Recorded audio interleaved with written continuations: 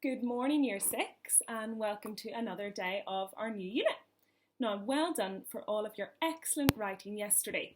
You produced really strong starts to your first person narratives, and I'm excited to see where today's writing takes us. Now, before we begin today's lesson, you can see that I have written the acronym EBI. EBI stands for Even Better If. And I have 3 even better ifs I would like to share with you from yesterday's writing. The first one is that some of us are over-relying on I to begin our sentences. So, I saw this, or I heard this, and the result is that your writing can become quite repetitive and a little bit stilted. So, in today's lesson, we're going to really be focusing on varying our sentence starters to keep it more exciting for the reader, and of course more cohesive too. Secondly, now, this is maybe feedback that you haven't heard before, but when we're writing first-person narratives, it's really important that we stay away from filter words such as thought or heard or saw if we can. Now, these words remove the reader from the action. So, I'm going to give you an example so that you can better understand this. If I say, I thought I saw a horse, for example, or let's think of a more appropriate example. I heard a noise, or I thought I heard a noise. The words thought and heard make the reader further removed from the action. Instead, we can just say, there was a noise. Or instead of saying, I saw a shadow in the distance, you would just say, there was a shadow. There was a shadow. So hopefully, as we're going through, I'll show you some examples of where you can frame sentences without the use of these filter words such as thought and heard and saw. Remember, we are writing as the character. We are the character. We're not saying what they thought and what they heard and what they saw, we're just stating it. Therefore, these words aren't necessary.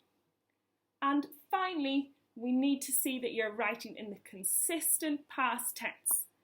Speech isn't always going to be written in the past tense, but generally all of your other verbs will be. So do make sure you read it back and check that you've kept it up consistently. Consistently means the whole way throughout your writing. Now, let's get started. Today is Wednesday, the 24th of February, and our objective today is to use a range of different sentence starters to aid cohesion. As I've talked about before, cohesion means writing that flows. So please pause the video now and write today's what and date.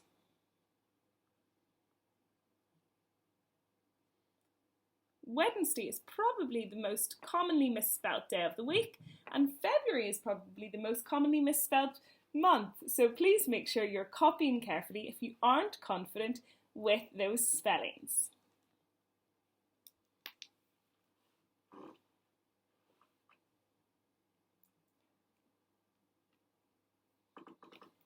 Now, you should have written today's date and what, and that means you're ready to begin.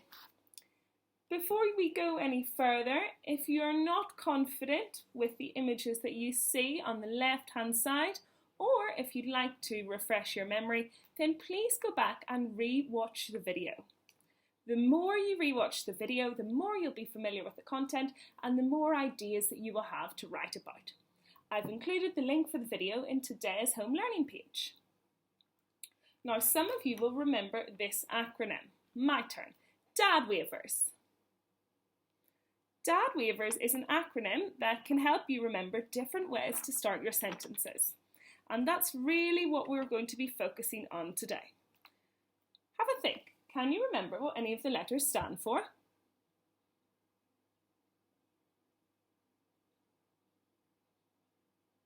Hopefully you were able to remember a few of those, but if you didn't, don't worry, or if you couldn't, sorry, don't worry, I'm going to recap now. The first D stands for description. So, for example, you might describe a scene. There was a shadow creeping up the wall. The A stands for action. I ran. The second D stands for dialogue. So that is speech. The W stands for where. So that could be a prepositional phrase. For example, just ahead or in the distance or up in front of me or behind me. A stands for adverb. For example, frantically, I ran. V stands for verb. E is estimation of time, so any of those time adverbials such as suddenly, immediately, at once, without hesitation, without a moment to lose. And I know that lots of you are really skilled at using time adverbials in your writing. R stands for rhetorical questions, and S is similes, but I also include metaphors too, because you may start with either of those. So in your writing today, I'm looking to see if you can include a range of those to avoid an over-reliance on I. Now, let's make sure we know what key events we'll be writing about today. Let's read back first of all where we ended on yesterday to make sure our writing flows on. Yesterday, we saw that the boy was cycling home. In fact, he was speeding home because he was fearful of being found out. And we ended with him putting his feet down hard on the pedals and speeding away. What does this first picture show? You can't quite see the boy's bike, but imagine he's putting his bike on the grass. What's happening here? Well done if you realised or if you remember that the boy arrived home. So boy arrived home. And at this point he was probably fairly sure or fairly confident that he'd escaped without any further consequence. Now you'll remember he enters the house, and of course we haven't included every single detail, just the main points to jog our memory. We will, of course, include more detail when we're writing. What does this headline, supernatural occurrence at local school, refer to? Can you remember?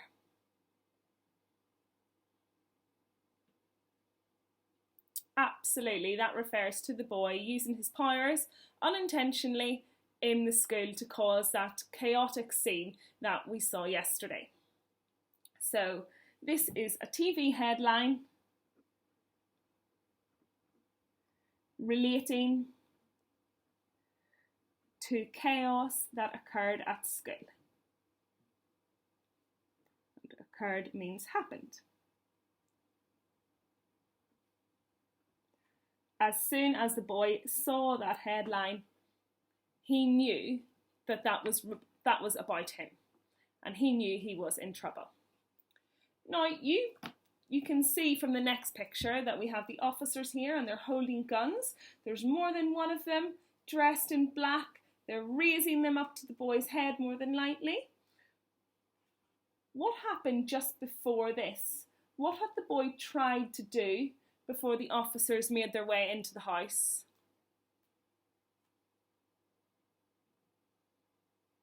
Well done if you remembered that the boy had packed, or the boy had begun to pack. So I'm going to write a little note here for myself so that I can remember to include that in my story, because that is vital information. It tells us, the fact that he was packing tells us that the boy was desperate to escape. And then that links into him using his powers again. So the boy had begun to pack, and then I'm also going to add in that officers entered house.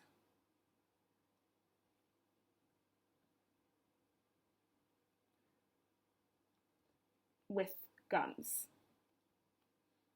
in an attempt to catch the boy, or in an attempt to get the boy to surrender. And finally, you can see here that the boy's hand is on the lock. What's his intention at this point in the story? Yes, absolutely. The boy tries to escape. So, boy tries to escape. However, the door is locked. However, the door is locked. And we can only assume that the keys weren't nearby because he wasn't able to pick them up immediately. He had to use his superpowers instead. So there we have our 4 key events to guide us with our writing today, alongside our pictures. And we will, of course, include some more details that happen in the video too, to make sure our writing flows. Let's get started. So, I know I'm working to include a range of different sentence starters, so I'll make sure that acronym remains visible to me, and you might want to also write it at the top of your page. Okay, so my last sentence from yesterday was that he sped home, and now he has arrived home. So I'm going to start with an estimation of time opener, and I'm going to say, after what felt like an age. That means after a long time, or after cycling for what felt like an age. After what felt like an age. You could, of course, use a feeling opener there either, because I suspect he would have been extremely tired after arriving home and cycling so fast for a long period of time. After what felt like an age, remember I'm writing as I in the past tense. I'm going to say, as the picture shows me, I arrived back to the house. I arrived back to the house. Now, I think that he was back at the house alone. I couldn't see anybody else in the video, so I'm going to make some reference to that. However, I want to make sure that I don't start with I, so I'm going to start with some description instead. Inside,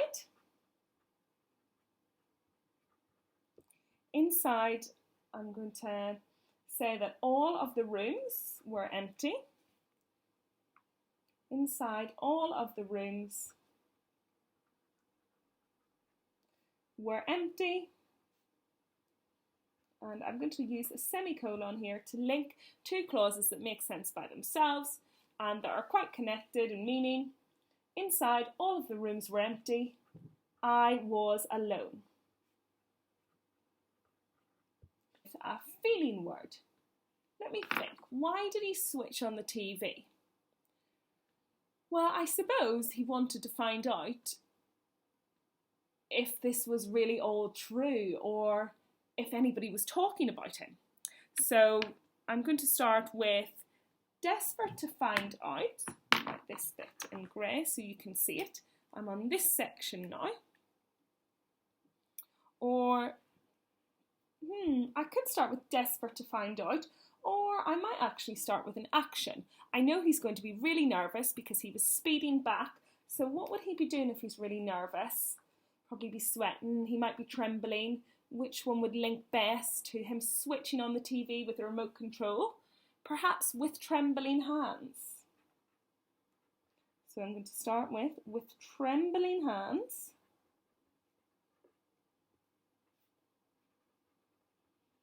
Comma. With trembling hands, I flicked on the television. Or I switched on the television.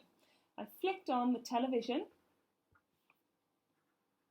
And I'm going to add some additional detail here with an in clause to explain why I flicked on the television.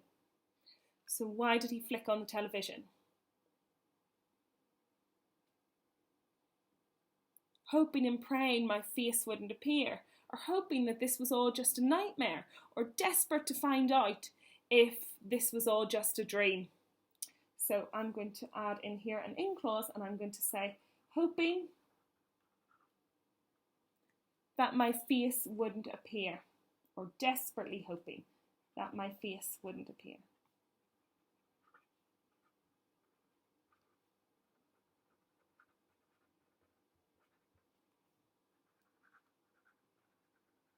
Now you can see there I started with an action that showed that he was panicked, or you could start with a feeling word, or you might start with what he was thinking, desperate to find out if this was all just a nightmare, or hoping that this was all just a dream. I flicked on the TV. So there's lots of different ways to start this part of the sentence.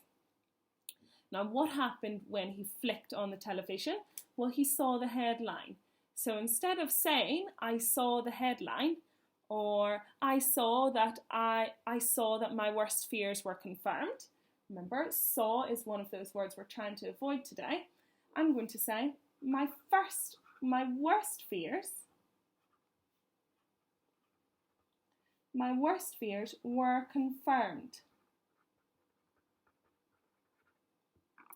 And I knew I had to leave. So you could use a semicolon there if you want to state what the worst fears were. My worst fears were confirmed, semicolon. They'd realised it was me, or they had my number, perhaps. They knew it was me, so I might use a semicolon there. My worst fears were confirmed, semicolon. They knew I was to blame, or they knew it was me. And I'm going to use a dash at this point. I had to leave, because I really want to emphasise that final part of the sentence, because that final part of the sentence gives us a clue about what he's going to do next, and that is pack his bags. So let's read back and see what we have so far then. After what felt like an age, so nice estimation of time opener there that I'm going to pink, I arrived back to the house. Inside, so inside is a where opener, and then I've went on to use some description. Inside, all of the rooms were empty. I was alone. With trembling hands, that is a feeling opener or an action, I flicked on the television, hoping that my face wouldn't appear. My worst fears were confirmed. They knew it was me. I had to leave. In fact, I'm not even sure I need a dash there. I'm going to take that away. I want a dramatic short sentence. I had to leave, or I had to get out. Now, we're on to the third part of our writing here, and that's when the police come in. I referred to this earlier in the lesson. What happened just before the police entered? It would be too much of a jump to say the police entered the house. What did he attempt to do first? Absolutely, he began to pack his stuff. Now, I know that he began to pack his things in a hurry, so I'm going to use an estimation of time opener. And the one I'm going to choose is one that implies he acted really quickly, so I'm going to say at once. Remember, I'm still writing as him. At once, and you don't need to take a gap here, I'm just writing it alongside the picture, so hopefully it's easier for you to follow. At once, I began to, past tense, I began to pack my things, pack all of my things, pack up, maybe some of my things actually, because he probably wouldn't have time to pack all of them, and he's writing, or your narrator is a young boy, so therefore your language must be in keeping with the sort of things a young boy would say. For example, you wouldn't say, at once I began to pack up all of my precious possessions. That doesn't fit with his character. Instead, I'm going to say, at once I began to pack up all of my things, or some of my things. Some of my things. So you're telling the story as it happened. But what stopped him? I'm going to say, but a sudden noise, wasn't it? He heard a noise at his door.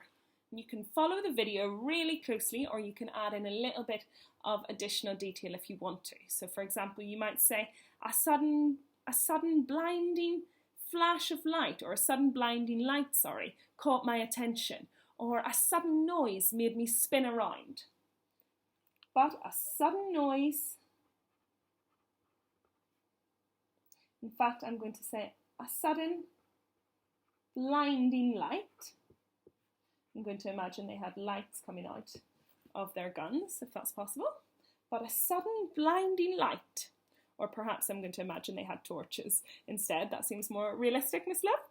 But a sudden blinding light made me spin around. Full stop. And now, I want to avoid saying, I saw men, or when I spun around, I saw men. I don't need the word saw, so how could I phrase the fact that they were men? I'm thinking I'm going to start with description without using the word saw. Absolutely, you could say there were men or there were people. So I'm just going to start with there were people. There were people in my room. And I'm going to use a short sentence here. Men, full stop. There were people in my room. Men. I know there is a woman there, but I've just decided to use one word for dramatic effect. Now, at this point, I need to make reference to the fact that they are police officers. So I could state that, or I could give some clues to show that they're police officers. So I'm going to make reference to the fact they were dressed in black and they were holding guns. So at this point, I think I'm going to start with a descriptive opener. So dressed all in black. Or you might start with an action. So raising a gun to my head. Dressed all in black. Or you could start with what they're doing, standing sternly. But I've decided to go with a descriptive opener. And I'm going to say, dressed all in black. That's not a sentence by itself, that's just a little bit of additional detail. So I now need to include the subject and the verb. So they stood sternly. Sternly means in a very serious way. They stood sternly, and I want to now include the fact that they're holding guns. So I'm going to say, they stood sternly, raising their guns to my head. So just like I did earlier, up here, I'm going to include another in clause. An in clause is a lovely way of adding additional description to your writing. Dressed all in black, they stood sternly, raising their guns to my head.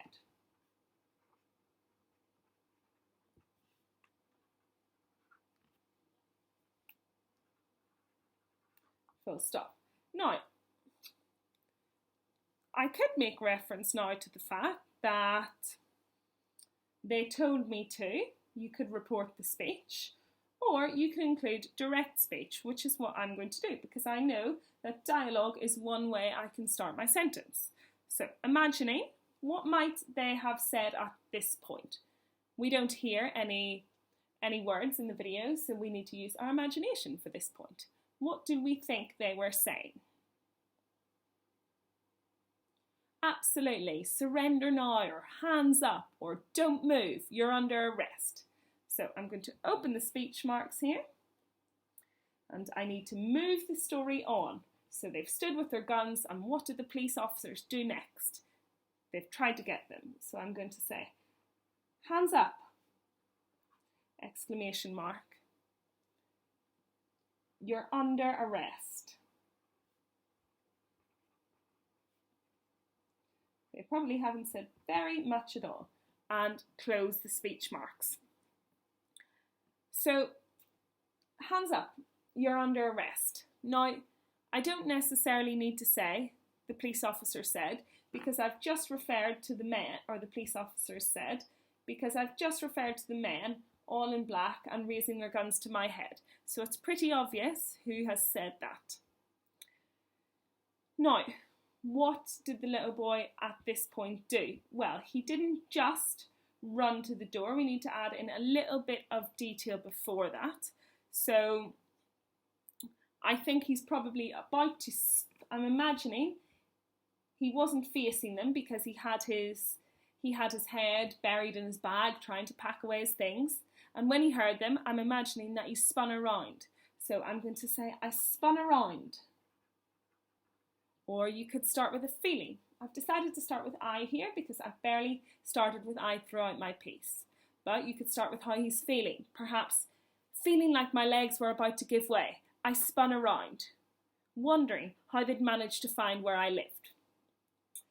I'm going to start with, in fact, I might start with that. Feeling like my, have I used feeling already at the start of my sentence? No, I don't think I have. Feeling like my legs were about to give way. Feeling like my legs were about to give way. That's a descriptive clause at the start of that sentence, so it doesn't make sense by itself. We're about to give way. Therefore, I need a comma, and then I need my subject and my verb. So, I spun around. I spun around. And then I'm going to add another clause at the end of that and say, surprised that they'd managed to find me, or that they'd managed to track me down, keeping it still in the past tense. That they'd managed to track me down.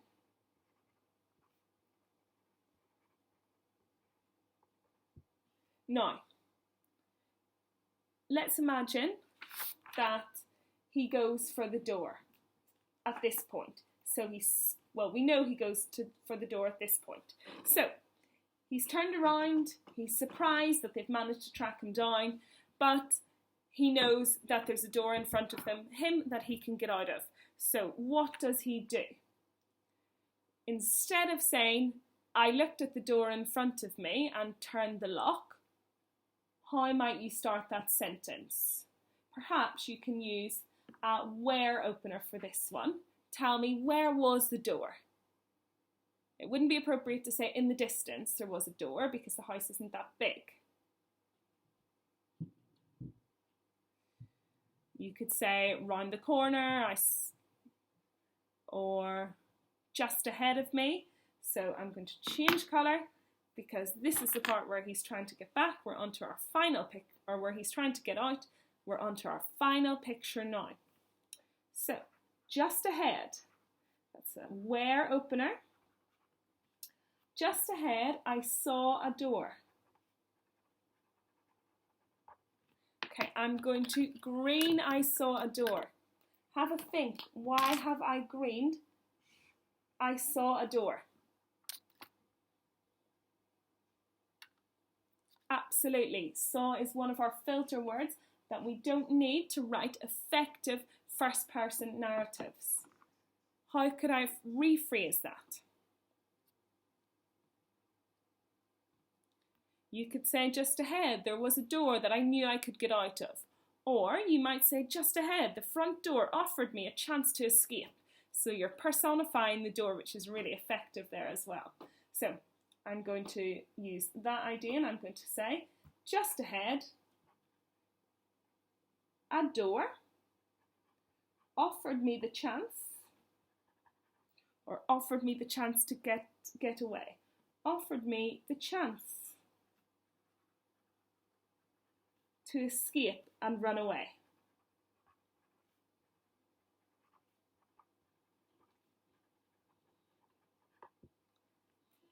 Now, he's reaching for the door. So, what opener might I use here? You might say something with determined. You could use a feeling word, or you might use an estimation of time. I think I'm going to use an estimation of time here because I know how frantic he is. He's worried that he's about to be shot, so he's desperate to get out. I've used that once, so this time I'm going to say without a second to lose, which is a synonym for immediately. Without a second to lose. That's my adverbial. I reached for the door. I reached for the door, past tense.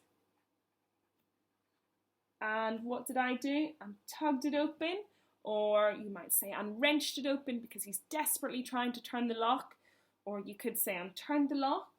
So without a second to lose, I reached for the door and wrenched it. Wrenched means he pulled it hard.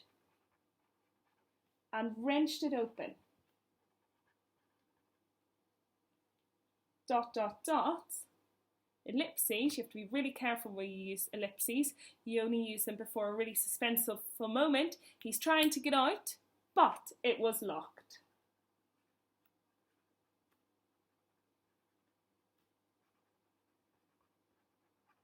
Full stop. At this point, we're not going to say that he uses his powers to get the keys. However, that's where we're going to be starting off tomorrow. You might, if you want to, include a little bit of show not tell to tell me how he felt at this moment. How would he have felt at this moment?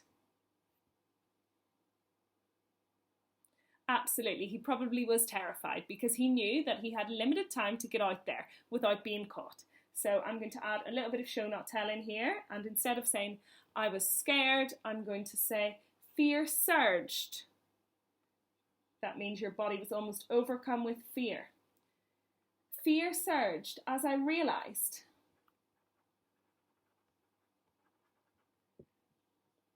I didn't have many options left. Or as I realised there was no other way out. And I've chosen I didn't have many options left because I want the reader to think, oh, is there another option? And then I'm sure they'll be keen to read on. Have many options left. Full stop. And that is the point at which we are going to stop. So let's read through today's writing then and highlight any other great examples of sentence starters that have helped to keep our writing really cohesive. After what felt like an age, I arrived back to the house. Inside, all of the rooms were empty. I was alone. With trembling hands, I flicked on the television, hoping that my face wouldn't appear. My worst fears were confirmed. In there, actually, I think I needed an adverbial that says, but it was too late. But it was too late. Or, no luck, my worst fears were confirmed. They knew it was me. I had to leave. At once, I began to pack up some of my things, but a sudden blinding light made me spin around. There were people in my room. So we've got at once there, which is our time adverbial to show that he was acting really quickly. And there were people in my room. That is a descriptive sentence we've used to start off the next part. There were people in my room. Men, dressed all in black. There's another description there. They stood sternly, raising their guns to my head. Hands up, you're under arrest. You don't need to include a reporting clause there, but you could if you wanted to. You could say one of the officers roared, feeling like my legs were about to give way. There is a feeling at the beginning of that sentence, and that shows me how nervous the boy is. Feeling like my legs were about to give way. I spun around, surprised that they'd managed to track me down. And onto our final paragraph, he reaches for the door. But first I must include a sentence starter to make sure the reader understands exactly where the door is. Just ahead. A door offered me the chance to escape and run away. Without a second to lose. Adverbial that shows an estimation of time and shows you in just how much of a hurry he was. Without a second to lose, I reached for the door and wrenched it open. But it was locked. Fear surged as I realised I didn't have many options left. That is today's writing. We are writing up to the point where he is not able to get out through the door. I am really looking forward to seeing your work, and I'm hoping that it will be even better than yesterday's, although admittedly that is going to be hard to top because you made such a brilliant start to your narratives. As always, please remember your neatest presentation and put your outstanding work up on Seesaw as soon as you can. Even better would be if you could highlight examples on the computer or in your book where you've managed to use a range of different sentence starters. I hope you've enjoyed today's lesson, Year 6. I'm really excited to see your work and I wish you all a great rest of the day. Bye!